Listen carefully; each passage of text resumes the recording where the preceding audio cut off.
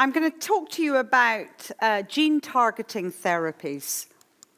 So the key points in my talk, I'm going to talk a little bit about the basics of Huntington's disease.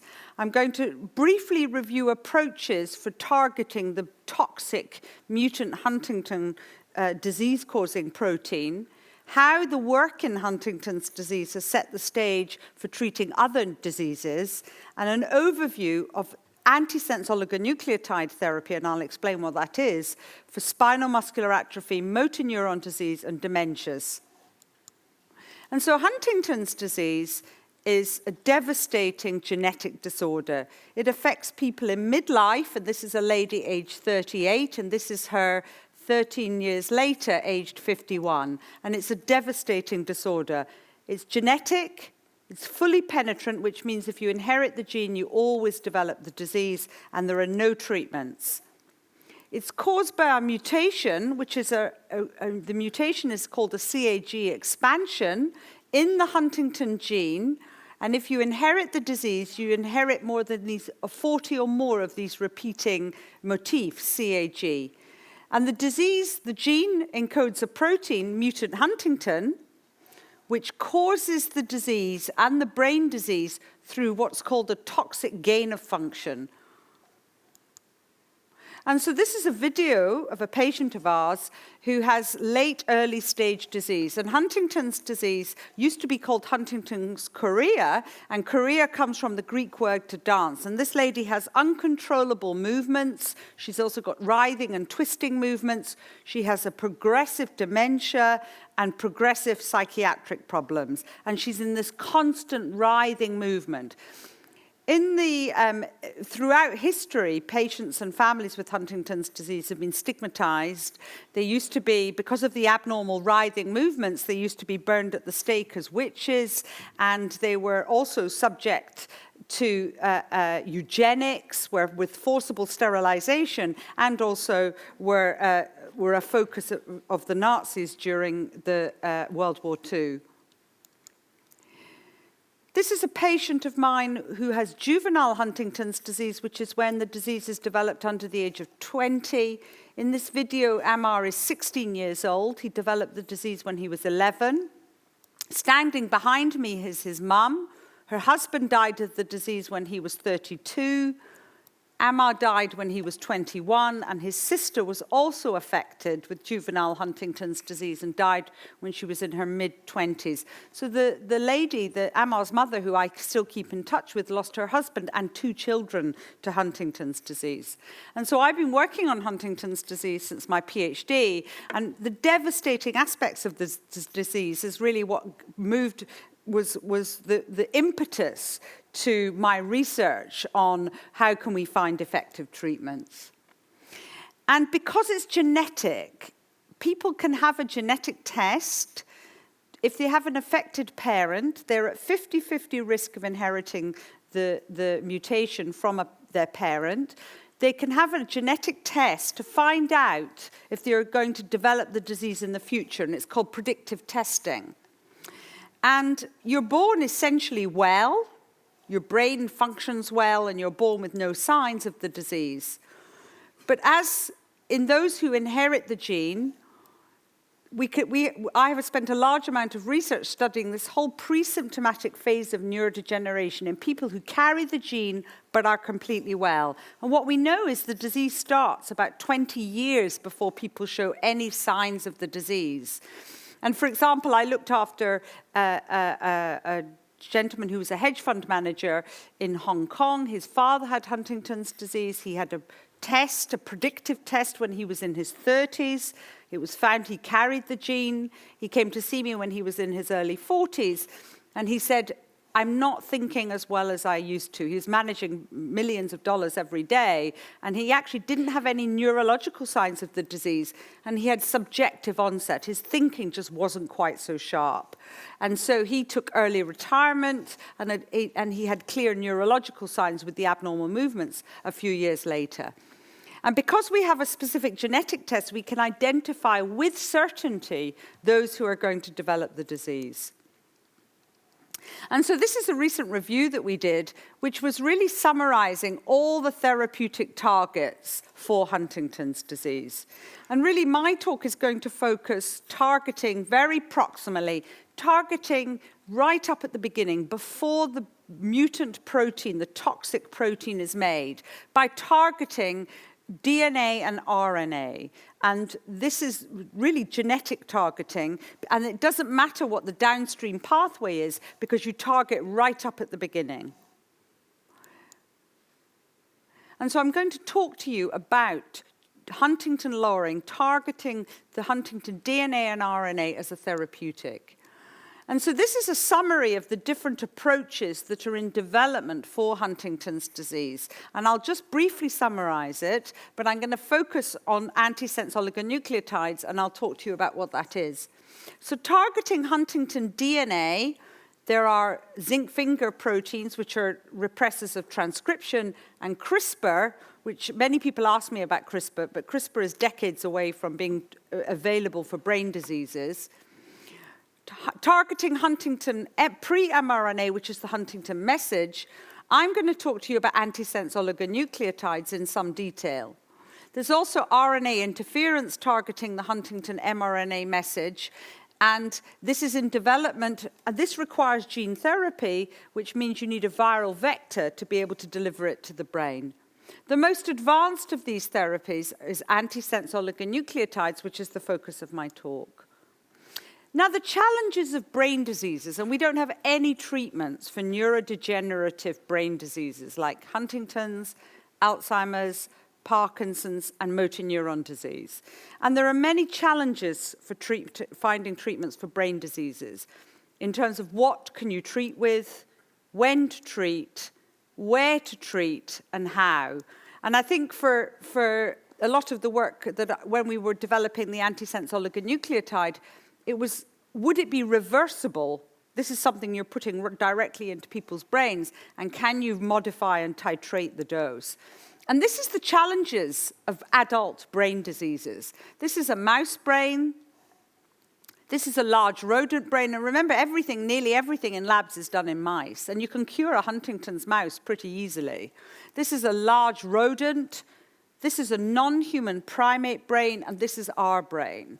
And the challenges of delivering therapies that can target an organ the size of the human brain is immense. Gene therapy, which is using a viral vector to inject into the brain, can only target relatively small parts of the brain and require a direct injection.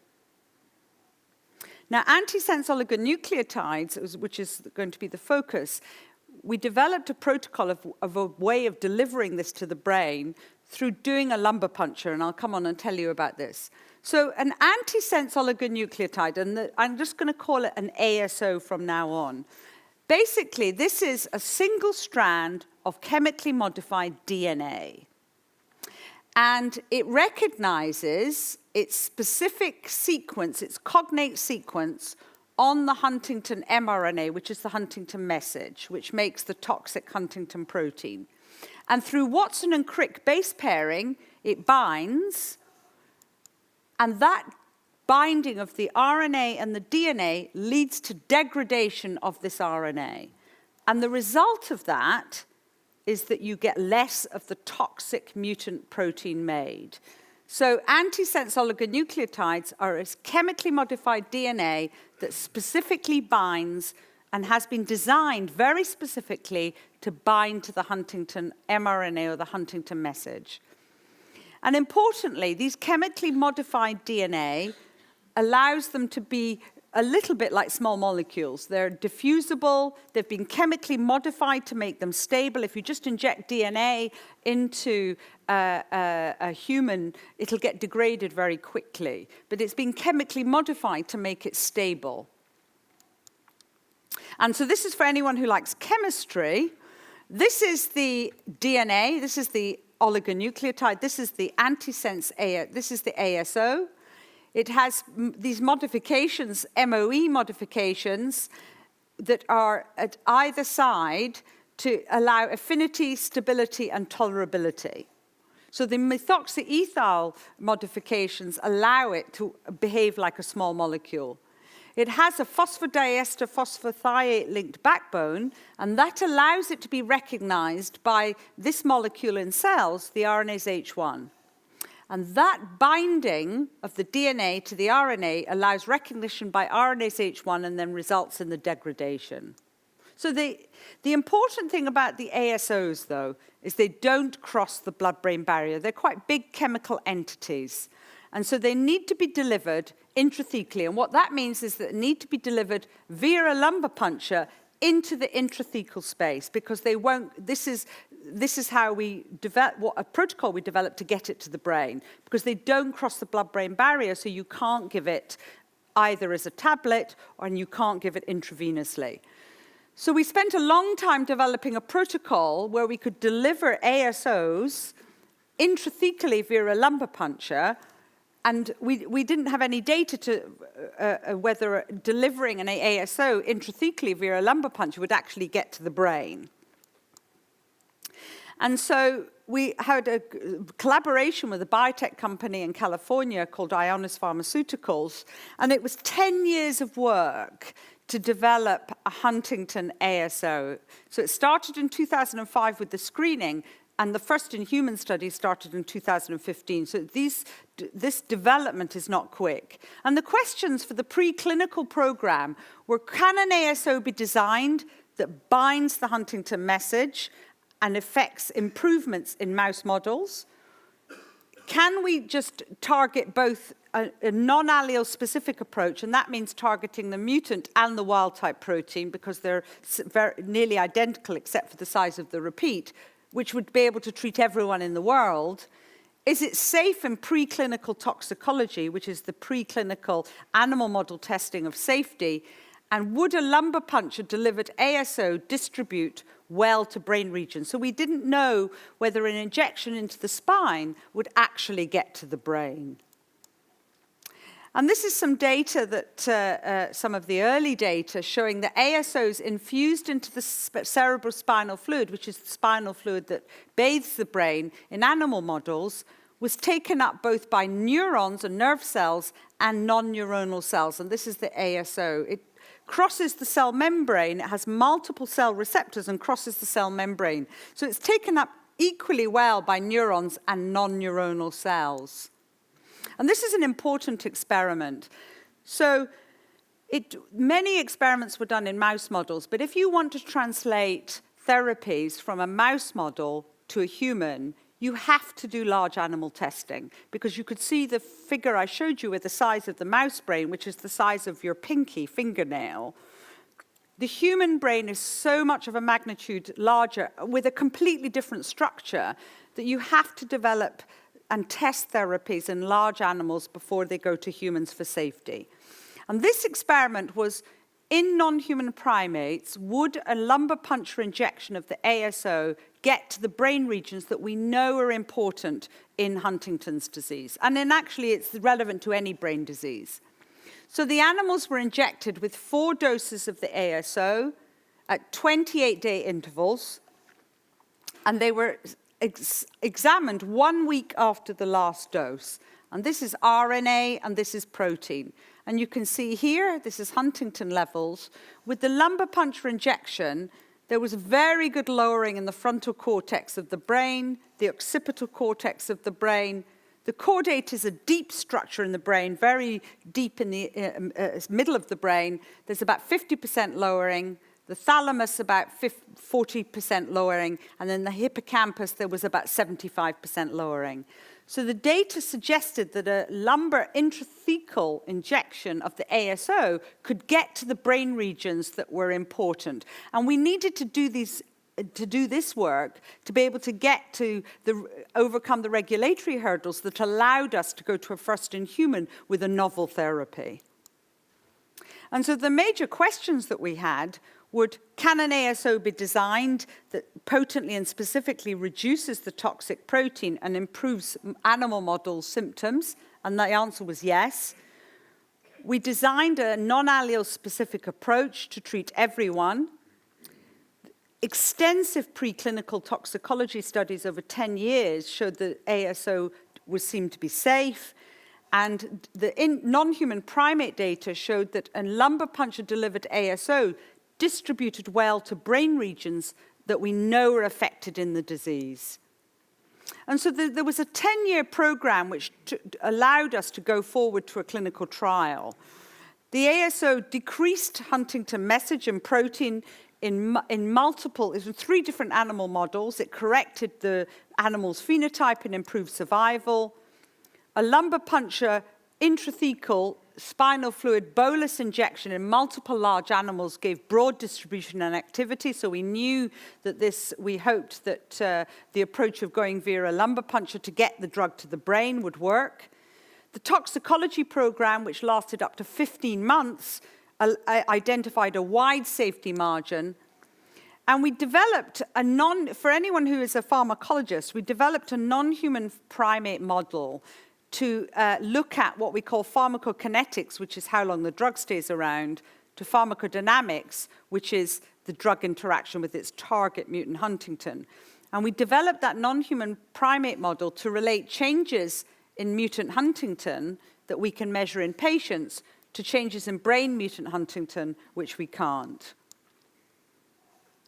And so the MHRA in the UK, BfArM in Germany, and Canada Health gave us the go-ahead to do this first-in-human trial for the first time with an antisense oligonucleotide in adult patients with a brain disease. And the questions we had for the program was, would it be safe and tolerated in patients? We had a 24-page patient information sheet with 2 pages on the risk of death. So the patients who volunteered to be in this study were very brave research participants who came forward to be part of the work. We also wanted to know in this very short, small study if we could get any evidence that the antisense oligonucleotide did what we thought it would do, what it does in animal models and in cells. Would it bind to the Huntington mRNA or the Huntington message, and would it reduce the level of the toxic protein in the brains of patients, because it hadn't ever been tested. Antisense oligonucleotides hadn't ever been tested in humans to lower the level of a toxic protein before. And what was the best study designed to answer this? And so in September 2015, after 10 years of work, the first Huntington's patient received the ASO, the first ASO targeting Huntington message to enter clinical testing. And so our study was a first-in-human, multiple ascending dose study design, and we had 5 dose levels versus placebo. We had 3-to-1 active to placebo, and there was a lot of debate at the ethics committee about having a placebo group in a first-in-human study. But it was important because there's a huge unmet need in Huntington's disease, and there was very high patient expectations for this gene silencing. And so we needed a placebo group to be able to be really sure that of what the antisense molecule was doing. We also wanted to look at the effects of the lumbar puncture itself. And intrathecal delivery, it was delivered through multiple lumbar punctures. And the primary aim of the study was to evaluate safety and tolerability of the ASO. The secondary objective was, could we measure the ASO in CSF or spinal fluid from patients?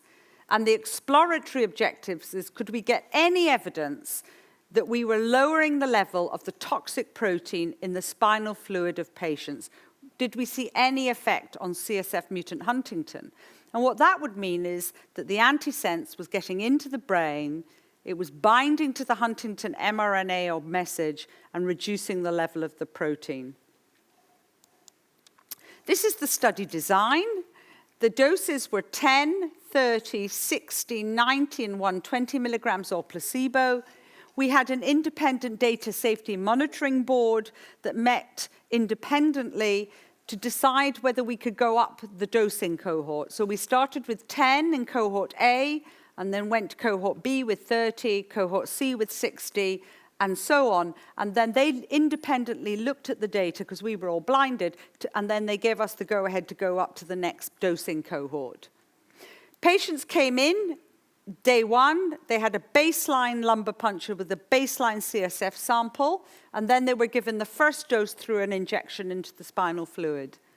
They came back a month later, spinal fluid taken off, given another injection, came back a month later, again, spinal fluid taken off, given another injection, and day 85, spinal fluid taken off and given another injection. So they were given 4 doses over 3 months, and then they were followed up for 4 months afterwards. And they had follow-up lumbar punctures because we wanted to look at the effects of the drug on CSF mutant Huntington. The participants all had early-stage Huntington's disease, which means that they did not have significant dementia and that they were able to give full informed consent for this procedure. And in fact, all of the regulatory bodies in the UK, Germany, and Canada, where we did the study, all wanted an independent review of the patient to make sure that they understood the implications of the study and could give full informed consent. So the subjects, there was 34 that got active and 12 that got placebo. They were in their 40s. They were well matched for gender, and they were well matched for the CAG repeats in their Huntington gene. So the primary outcome was safety, and we didn't know whether this would be safe. And it was. It was well tolerated over the 7-month study. No participants discontinued, which for a study which involved 6 to 7 lumbar punctures was impressive. Most of our adverse events were mild and considered unrelated to study drug. We had post-lumbar puncture headaches after about 10% of lumbar punctures, but we didn't have to do any blood patches, which is what you have to do if you end up with leakage of spinal fluid. And you have to do a blood patch to prevent it. We didn't have to do any. We had no serious adverse events in our active treated group, and we had no clinically meaningful changes in any of the safety lab parameters. And our pharmacokinetics meant that showed that we could measure the ASO in CSF and in plasma. And it clears from the spinal fluid, from the brain, it gets cleared into plasma, and then it gets cleared through the liver. And we showed evidence that the ASO got to the brain and that it interacted with the Huntington mRNA and reduced the level of the toxic protein. And this is the CSF mutant Huntington percent change. This is measuring the toxic protein in the spinal fluid of patients. And this is the change from baseline to the last available trough. And this is CSF mutant Huntington. This was the placebo group, 10, 30, 60, 90, and 120 milligram groups. And there's a very clear dose-dependent lowering of the toxic protein CSF mutant Huntington.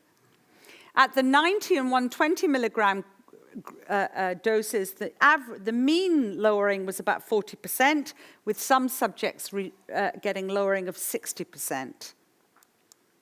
And this is the CSF mutant Huntington change over time. Again, placebo, 10, 30, 60, 90, and 120. And you can see those in the higher dose all had continued lowering of mutant Huntington. This is the dosing, day 1, 29, 57, and 85. And then follow-up lumbar punctures at 113 and 141. A lot of work people often ask me, where does the CSF mutant Huntington, the toxic mutant Huntington, where does it come from that you measure in the CSF? And a lot of work has been done in this in animal models, in mouse models, and in non-human primates. And we know the CSF, the mutant Huntington, is coming from the brain. It's coming from dying neurons and dying axons. Now, what's important is that the fact that we got significant lowering of our target CSF mutant Huntington shows that by giving the lumbar puncture injection to get the ASO, the chemically modified DNA, because we got lowering of CSF mutant Huntington, we knew that the ASO had reached the brain in adult patients. And one of the things that we did is that we took off 20 mils of spinal fluid. We gave the ASO in 20 mils of artificial CSF, and we did it as a fast push bolus over 3 minutes. So it was really a kind of hemodynamic push. And then the subjects had to get up and walk fast for 30 minutes. And that's because that raises your heart rate, and CSF flow, the flow of your spinal fluid, is dependent on your heart rate. And so the higher your heart rate, the faster your CSF flow. And so that was what we did to try and get the push right to make sure the ASO reached the brain. So we didn't know whether that would work. We did a lot of modeling in animals to work out whether it would work. We even considered whether we'd put patients upside down. But actually, walking fast for 30 minutes clearly worked to distribute the ASO. So this is what the pharmacology model tells us. And what was interesting is the really important work in large animals and why that's so critical to developing effective therapies. And this model was developed for us to be able to interpret the findings because we can measure CSF mutant Huntingtin, the toxic protein in spinal fluid, but we can't measure it directly in brain tissue. There's no way of doing that. We can't do multiple brain biopsies. And so the model was used to develop, we used the model to really help us interpret the clinical findings. And this was one of the pharmacology models. This is the predictive CSF Huntingtin reduction, the lowering we predicted in spinal fluid over time. And this is the modeling that was done for the 120 milligram dose. And if your model is correct, 50% of the data or the subject should sit within the shaded region, and that's exactly where they sat. So the modeling, the pharmacology modeling was really supported by the data. And what that means is that because CSF is the diluent of the brain, a CSF lowering of 40% means a cortical tissue lowering, which is the main part of the brain, of 55 to 70% in the brain itself, and in the deep structure, the caudate, about 20 to 35% lowering. A 60% lowering in CSF would be 70 to 85% lowering of the toxic protein in cortex and about 35 to 50% in the deep structure.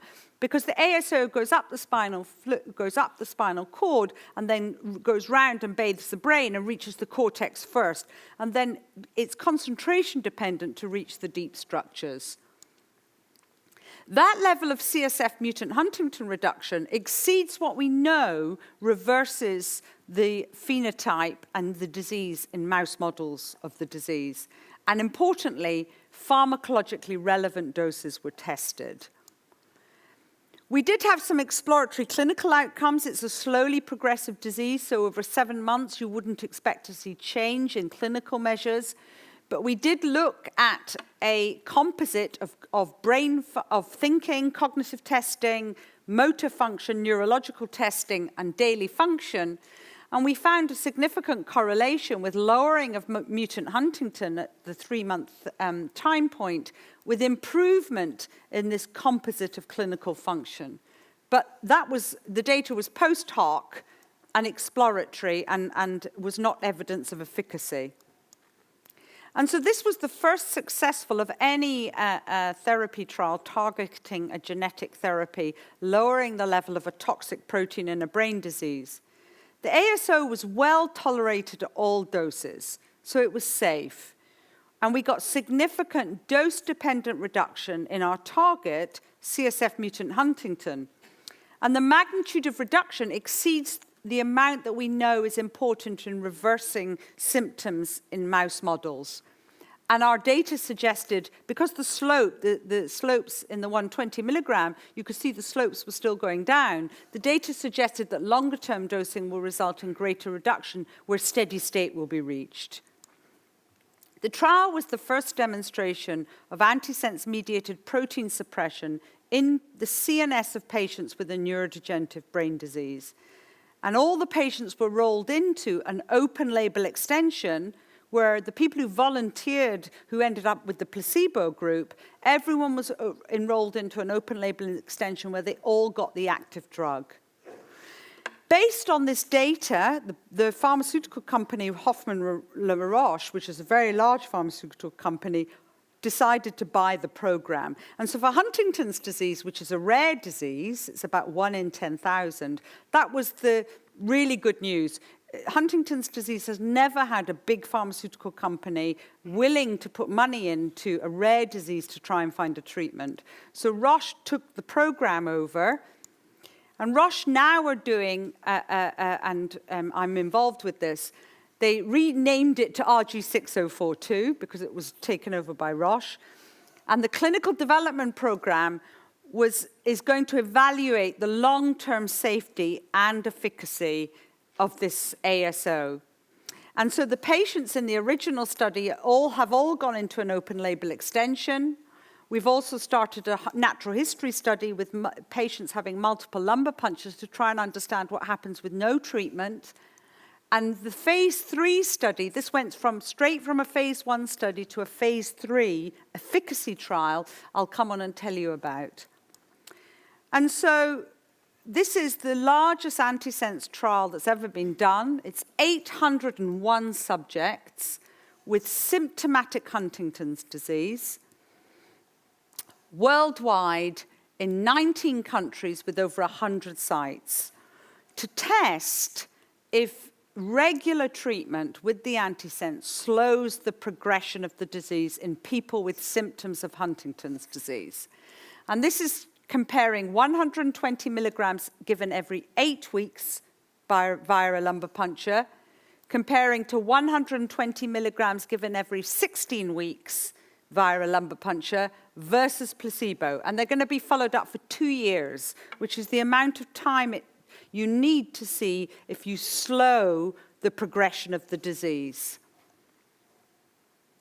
We're also planning and developing and planning a trial in people who carry the gene, who are pre-symptomatic gene carriers who've had a predictive test, to be able to give the drug before people show signs of the disease to see if we can actually prevent the disease ever occurring. And so that's in the pipeline. But we have to do the trial first in people who show signs of the disease before we can go into a pre-symptomatic population who are well. Because we don't know about, this is clearly a very important trial, but these are brain diseases when the disease has been going on for 20 years by the time people show signs of the disease. And so this trial will tell us whether by the time people show signs of the disease, is there brain function that is rescuable by targeting the mutant protein? And we don't know the answer to that yet, whether treating by the time people have symptoms, whether it's too late to treat. So I'm going to tell you what this opened up for other disorders, and it's really been a subject of a lot of excitement in terms of therapies for other disorders. But I'm going to tell you about a success story, the first success story using ASOs, and that was in a disease called spinal muscular atrophy. And this is a disease that's predominantly severely affects infants. This is type 1 infantile onset SMA. And so when there was a case in the news 2 or 3 years ago about a mother in London who suffocated her 2 children because she was under so much stress because they had this chronic disease, those little infants had spinal muscular atrophy. And so it's a devastating disorder of infants. It's very severe. It's 60% of the cases of SMA, spinal muscular atrophy. It's onset about 6 months of age. They have a very short life expectancy and tend not to live beyond 2 years of age. And the disease is caused by 2 parents being carriers, and then it's autosomal recessive. So if 2 parents who are carriers of the SMN mutation have a child, there is a risk of the child having SMA. And so it's a recessive mutation in the SMN1 gene, and the severity is related to the copies of a sister gene that you have called SMN2. Now, SMN2 can take on some of the functions of SMN1, and so the infants with the very severe form only have 2 copies of the SMN2 gene. There is a later onset, which is symptoms greater than 6 months, and these children tend to be able to sit and stand, but they are not able to walk. And this is later onset, and these tend to be able to walk, but then it declines, and it's associated with a close to normal life expectancy. So Frank Bennett from IONIS Pharmaceuticals and Adrian Craner from Cold Spring Harbor designed an antisense to try and upregulate the level of the missing protein SMN2. And this is pretty complex molecular biology, but basically they're very different from the antisense that I told you about that, for Huntington's disease. This one actually was developed first, but it's a very different mechanism. What this antisense molecule does is it binds to the message of the SMN2 mRNA, pre-mRNA, and it affects splicing. So basically, the antisense binds and allows this exon 7 to be included in the pre-mRNA. And what happens is SMN2 missing exon 7 doesn't function at all. It's not a useful muscle protein. But when exon 7 is included, you get a fully functioning SMN2 protein. So basically, you're replacing the level of a missing protein by targeting an antisense molecule to target pre-mRNA. This is very cool molecular biology, and Frank Bennett and Adrian Craner won the Breakthrough Science Prize last year, the big Breakthrough Science Prize for the work. And this was the antisense molecule was delivered to infants with the SMA through a lumbar puncture, but it really only needed to be delivered to the spinal cord, and the data was published in the New England Journal of Medicine, and I'm going to show you some of the data. So this is motor milestones, which is what infants reach motor milestones. So they are able to grab, sit up, crawl, and motor milestones are what are a key part of a child's development. In infantile SMA, they don't reach motor milestones because the disease starts around 6 months of age, and then they progress very quickly, unable to sit, unable to walk, and end up on a ventilator. And this was the sham. This was the placebo group, because they had to have a placebo group. And this is the ASO. And you can see here, this was the percentage of milestone responders. So this was a clinical trial. It was a phase 3 trial, and it was halted early. And they did an interim analysis because it was becoming very clear that the infants who were getting the sham were progressing and some were dying, and those that were getting the ASO, which is called nusinersen, were not. And so the trial was halted early, and they did an interim analysis. And the interim analysis showed this difference. So the trial was halted early. The interim analysis showed overwhelming efficacy for the ASO, and so it was put forward for regulatory approval, and it got approval by the FDA within 3 months. The interim analysis was in August, and it got FDA approval by December, and then followed in the European medicines by EMA. And this is the data in SMA, and this drug has been a miracle in these children. So now some of the children are 5 years old, they're walking, riding a bicycle, and without this therapy, they would have been dead at the age of 18 months. And so it's been remarkable. And so this is the original phase 1 study, and the original phase 1 study, the first in baby study, was done open label, because it was thought it wasn't ethical to do a placebo group in such a terrible disease that was so rapidly progressive. And you can see here, this is the scheduled visits, this is motor milestones, and you can see here in red, the subjects, the infants that got the drug, continued to reach motor milestones. However, even though this data was encouraging, the regulatory authorities insisted on a efficacy study with the placebo, which is what they do. And this was this study, and this was the group that got the active drug, and you can see the infants achieved motor milestones, and this was the group that got the sham, and this was when the trial was stopped because it was unethical to continue with the sham group. So these children reach motor milestones that they would never have reached. But what's very interesting now, this is a prevention trial called Nurture. So if you're parents that have got a child with SMA, you can choose to have fetal testing for subsequent children because you both obviously carry the gene. And so these children have been tested in utero and have been started on the ASO when they're only a week or two old. And this Nurture study shows complete prevention of the symptoms of spinal muscular atrophy. These are normal attainment of motor milestones. So this ASO treated, the ASO treatment very early completely prevents the disease. And it's the first neurological disease that has been completely prevented. And it's a devastating disease of kids. So that was really to show you a success story in ASO with a different mechanism targeting splicing, but in a devastating disease of infants. So the work in Huntington's disease opened up opportunities for other diseases that were caused by toxic proteins in the brain. And this is familial motor neuron disease, familial ALS, due to genetic changes in the SOD1 gene. And this is a trial that has just finished a phase 1/2 trial. And there's an antisense drug targeting the SOD1 mutation. And this is the phase 1/2 data. And this is the CSF SOD1 concentration. This is placebo. You can see here in gray.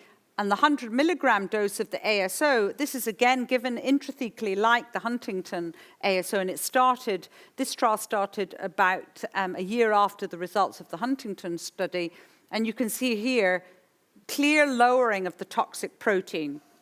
This ALS is a much faster progressing disease, motor neuron disease, than Huntington's disease. And so this is the ALS functional rating scale, which is a measure of sleep, breathing function, swallowing, and speech.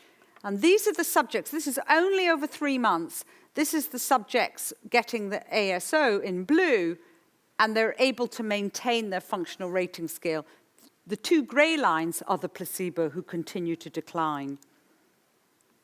A trial is now underway targeting tau, which is a causative protein in Alzheimer's disease. So it's really moved from diseases that are rarer, like Huntington's disease, to really common diseases. And so a trial has now started in Alzheimer's disease with intrathecal lumbar puncture-delivered ASO against tau for patients with Alzheimer's disease. And also a study is planned in frontotemporal dementia. So the data in Huntington's disease showing that you could target a toxic protein and deliver it through the spinal fluid has opened up therapies, these ASO therapies, for other brain diseases. And so it's a big area of excitement now that spinal delivery of these ASOs through the spinal fluid to target the brain may really be a potential treatment for brain diseases. I've talked to you about our work in Huntington's disease. Spinraza is an approved treatment for the infantile muscle disease, different mechanism, but it is an approved ASO. SOD1 for motor neuron disease. Tau is in development for Alzheimer's.